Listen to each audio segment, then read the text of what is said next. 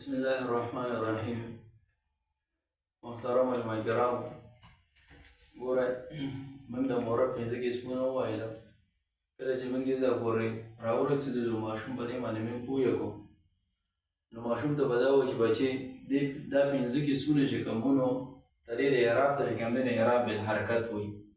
نو بیا دې ورته ساده پښتو کې ووایي چې اعراب بالحرکت مطلب دا دی چې کم ځای کې موږ په یو ټکي باندې پیش او زبر او زیر وایو، یعنې کتب الاستاذ الدرس، نو دې کې ورته موږ په دې باندې پوهېږو چې دا الاستاذ ته وګوره بچې دا مرفوع منصوب مجرور کې څه دی؟ دا مرفوع دی. د څه د وجې نه؟ د فاعل د وجې نه. نو بیا دې ورته دا ووایو چې دا اعراب بالحرکت او اعراب بالحرکت دی، یعنې چې په ضمیر سره په پیش سره کم یو اعراب راغلی وي نو هغې ته به موږ بالحرکت وایو. نو دلته کې الاستاذ چې کوم دی نو مرفوع منصوب مجرور کې څه دی؟ مرفوع دی. خو د عربه چې کوم دی نو د مرفوع دی د څه د وجې نه؟ د فاعل د وجې نه. نو اعراب بالحرف دی او اعراب بالحرکت دی. اعراب بالحرکت دی. ولې اعراب بالحرکت دی؟ نو ځکه چې پیش راغلی دی، ضمه راغلی ده. په دې باندې چې کوم دی موږ ماشوم پوه کړو چې دلته کې دا اعراب بالحرکت ولې دی؟ په دې باندې ځکه د اعراب بالحرکت چې پیش راغلی دی. دغه شان چې کوم دی موږ ورسره څه وکړو؟ الدرس مرفوع منصوب مجرور کې بچې څه دی؟ دا چې کوم دی نو منصوب دی. د څه د وجې نه منصوب دی؟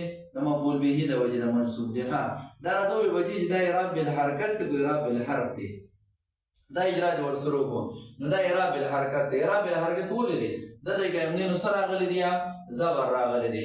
نو چې کوم ځای کې پیش راغلی، زبر راغلی یا زیر راغلی نو دا به څه یا ذا په اهمین کې دلته کې کوم دی نو څه راغلی؟ زیر راغلی دی.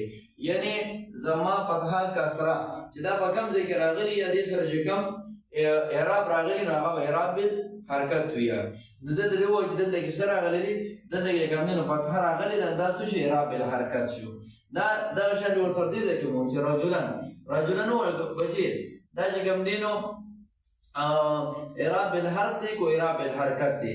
نو دې وایي چې دا اعراب بالحرکت دی. اعراب بالحرکت ولې دی؟ ځکه دی چې دلته کې کوم دی نو فتحه راغلی ده، رجلن دو زبر راغلی دی.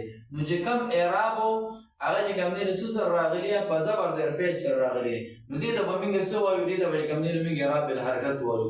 اوس هغې نه پس ورته موږ وایو چې بچې چې ګورې یعنې کوم یو اسم به چې موږ مرفوع کوو یا به چې کوم دی نو موږ هغه منصوب کوو، نو هغه به څه سره موږ کوو؟ مرفوع موږ په پیش سره راوستو او منصوب به کوم دی په زبر سره راوستو. اوس ورته وایي چې دې ځای کې به تاسو وګورئ چې د اعراب بالحرف دې ته وایي چې یو اسم موږ مرفوع کوو نو هغه موږ په واو سره مرفوع کوو، یعنې د پیش په ځای باندې به موږ څه راولو؟ واو به راولو. یعنې دلته کې ابو نارې که نه نو پکار خو دا وي چې موږ ته دغه اعراب بالحرکت مطابق څه وي؟ ابو نوم ویلی وي.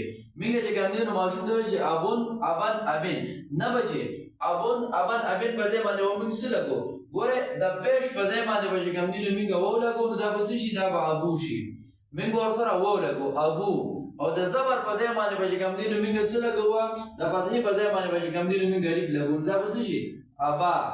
او د زیر کسرې په ځای باندې به چې کوم دی نو موږ یا لګو ابي.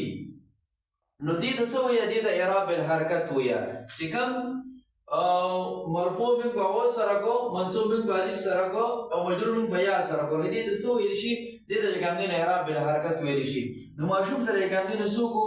موږ ورسره کوم دی نو په دې کې اجرا وکړو چې دې موږ په اعراب بالحرف او اعراب بالحرکت باندې پوه کړو. چې کله ماشوم په دې باندې پوه شو نو بیا به موږ دې ته راولو چې بچې اوس په مورب په قسمونو کې چې کوم دی نو شپږم نمبر قسم دی چې هغې ته چې کوم دی نو اسماء ستة مکبره وایي.